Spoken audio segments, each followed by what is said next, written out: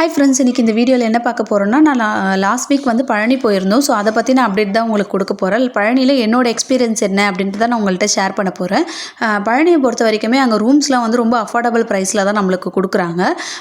அதே மாதிரி பார்த்திங்கன்னா அங்கே வந்து நீங்கள் எனக்கு தெரிஞ்சு என்னென்னா ரோட் சைடில் இருக்க ஃபுட்டை வந்து அவாய்ட் பண்ணிவிட்டு மேக்ஸிமம் நீங்கள் அந்த பஸ் ஸ்டாப்லேருந்து வெளியே வந்தாலே வந்து ஹோட்டல்ஸ்லாம் இருக்குது. ஹோட்டல்ஸில் நம்ம வந்து அதே காசு கொடுத்து சாப்பிட்டாலும் சாட்டிஸ்ஃபேக்ஷன் இருக்குது.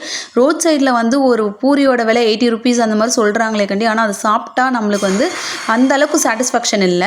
ஸோ வந்து நம்ம அதே ப்ரைஸுக்கு ஹோட்டல்லையே நம்ம சாப்பிட்டுடலாம். நான் என்னோட ஒப்பீனியன் அது. அதுக்கப்புறம் பார்த்திங்கன்னா வந்து நாங்கள் போனப்போ வந்து தைப்பூசம் டைமு. ஸோ அதனால் வந்து பார்த்திங்கன்னா தைப்பூசம் வந்து அந்த ஒரு மாதம் ஃபுல்லாகவே தைப்பூச விசேஷம் போயிட்டுருக்குமா. யார் யாரெல்லாம் காவடி கட்டினாங்களோ வந்து நாங்கள் வந்து முன்வாரம் தைப்பூசம்னா மறுவாரம் சண்டே போயிருந்தோம். ஸோ முன்வாரத்தால் மறுவாரம் இல்லை, அந்த ஒரு மாதம் ஃபுல்லாகவே காவடி எடுத்தவங்க வந்து வந்துட்டே தான் இருப்பாங்களாம் தைப்பூசத்துக்கு. நாங்கள் வர மறுநாள் தான் வந்து எடப்பாடியார் ஊர்லேருந்து வந்து அந்த ஒன் டே ஃபுல்லாக முருகருக்காக அவங்க தான் எல்லாமே பண்ணுவாங்க அப்படின்ட்டு எனக்கு சொல்லியிருந்தாங்க. ஸோ அது வந்து நான் எனக்கு என்னென்னு டீட்டெயில் தெரியல, உங்களுக்கு யாருன்னா தெரிஞ்சால் சொல்லுங்கள்.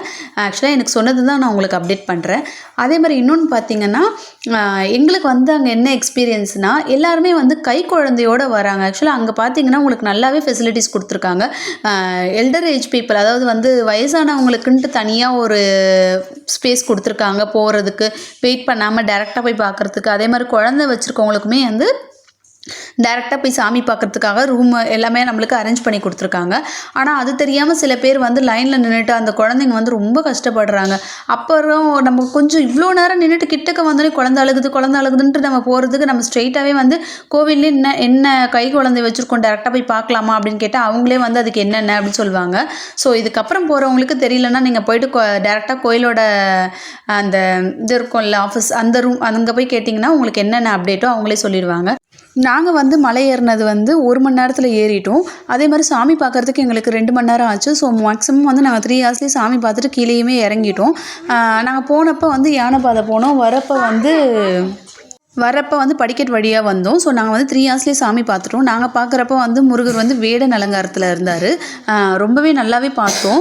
அதே மாதிரி பார்த்திங்கன்னா எங்களுக்கு ஒரே ஒரு என்ன நாங்கள் தப்பு பண்ணிட்டோன்னா, சாமி பார்த்ததுலையாக இருக்கட்டும் சரி, நாங்கள் பழனி போனதுலையாக இருக்கட்டும் சரி, எங்களுக்கு எல்லாமே சாட்டிஸ்ஃபேக்ஷன்.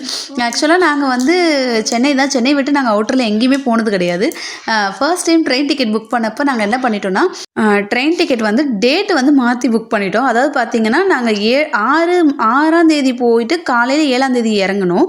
ஆக்சுவலாக நாங்கள் 8ஆம் தேதி 12 மணிக்கு ட்ரெயின் டிக்கெட்டு அப்படின்னு நினச்சோம். ஆனால் பார்த்தீங்கன்னா 7ஆம் தேதி நைட்டு 12 மணிக்கு ட்ரெயின் டிக்கெட் போல் நாங்கள் டேட்டை சரியாக பார்க்காததால எங்களுக்கு வந்து ரயில்வேலேருந்து 2 ஹவர்ஸ் முன்னாடி ஒரு அப்டேட் வரும்ல, அந்த மாதிரி நாங்கள் போயிட்டு சாமிலாம் பார்த்துட்டு அதுக்கப்புறம் வந்து காவடி எடுத்தாங்க, அது அவங்க ஆடுறது அது எல்லாமே நாங்கள் பார்த்துட்டு கொஞ்ச நேரம் கடை தெருவுலாம் போய் பார்த்துட்டு வந்து ரூமில் படுத்தப்போ கரெக்டாக 10 மணிக்கு எங்களுக்கு வந்து ஒரு அப்டேட் வந்தது, இன்னும் 2 ஹவர்ஸில் உங்களுக்கு ட்ரெயின் வருது அப்படின்ட்டு.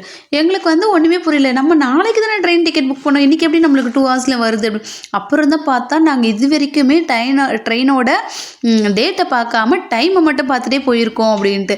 ஆக்சுவலாக 8ஆம் தேதி நினச்சிட்டு 7ஆம் தேதி ட்ரெயின். அதுக்கு மேலே எங்களுக்கு அங்கே என்ன பண்ணுறதுன்னு தெரியல, ஒன்றும் பண்ண முடியாது. ஏன்னா வந்து குழந்தைய வச்சுருக்கோம், நம்மளால் வந்து இதுக்கப்புறம் எப்படி போகிறதுன்னு தெரியல. சரி இன்றைக்கி நைட்டு இங்கே படுத்துட்டு காலையில் வந்து எதாவது ட்ரெயின் இருக்கா அப்படி சொல்லிட்டு பார்க்கலாம். ஏன்னா எங்களுக்கு வந்து சென்னையில் இருக்கிறதால எங்களுக்கு இங்கே எதுவுமே வந்து ட்ரெயினை பற்றியோ இல்லை எப்படி புக் பண்ண எதுவுமே எங்களுக்கு தெரியாது. ஸோ அதனால் வந்து ஓகே நம்ம அதுக்கப்புறமா ஏதாவது வழி பார்க்கலாம் அப்படின்னு சொல்லிட்டு பார்த்தப்ப தான் அங்கே போயிட்டு ரயில்வே ஸ்டேஷனில் கேட்டால் நீங்கள் ட்ரெயினில் வந்து குழந்தைங்களை வச்சுட்டு அவ்வளோ நேரம் உட்காந்துட்டு போக முடியாது, ஏன்னா வந்து சீட்டே கிடைக்காது. ஸோ வந்து நீங்கள் என்ன பண்ணுங்கள், இங்கேருந்து திண்டுக்கல் போயிடுங்க, திண்டுக்கல்லேருந்து திருச்சிக்கு போயிடுங்க, திருச்சியிலேருந்து உங்களுக்கு ஸ்ட்ரெயிட்டாக கிளாம்பாக்கத்துக்கு பஸ் இருக்குது அப்படின்னா.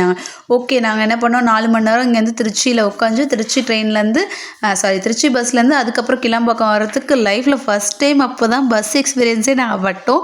அதாவது பார்த்திங்கன்னா காலையில் 2:30க்கு தான் வந்து நாங்கள் இங்கே இறங்கணுமே. ஆக்சுவலாக வந்து என்னென்னா நான் என்ன நினச்சேன்னா நைட்லலாம் வந்து ரோடு ரொம்ப காலியாக இருக்கும், ஆனால் லைஃப்பில் ஃபஸ்ட் டைம் வந்து ரோடு இவ்வளோ கூட்டமாக இருக்கும்ன்ட்டு எனக்கு அப்போ தான் தெரியும். அதுதான் நான் ஆக்சுவலாக என்னை பொறுத்த வரைக்கும் என்னென்னா யாராவது எங்களை மாதிரி சென்னையில் இருந்துட்டு கற்றுக்கிட்டு இந்த மாதிரி ஒரு இடத்துக்கு எக்ஸ்பீரியன்ஸில் ட்ரெயின் புக் பண்ணிட்டு போகிறீங்கன்னா தயவு செஞ்சு ட்ரெயின் டிக்கெட்டு டைமிங் எல்லாத்தையுமே கரெக்டாக பார்த்துட்டு புக் பண்ணிட்டு போங்க. மற்றபடி வந்து எங்களுக்கு இந்த பழனி போனது வந்து ரொம்பவே சந்தோஷம். எனக்கு வந்து இன்னொரு வாட்டி போயிட்டு வரணுன்ற ஒரு ஹாப்பினஸ் தான் இருந்தது.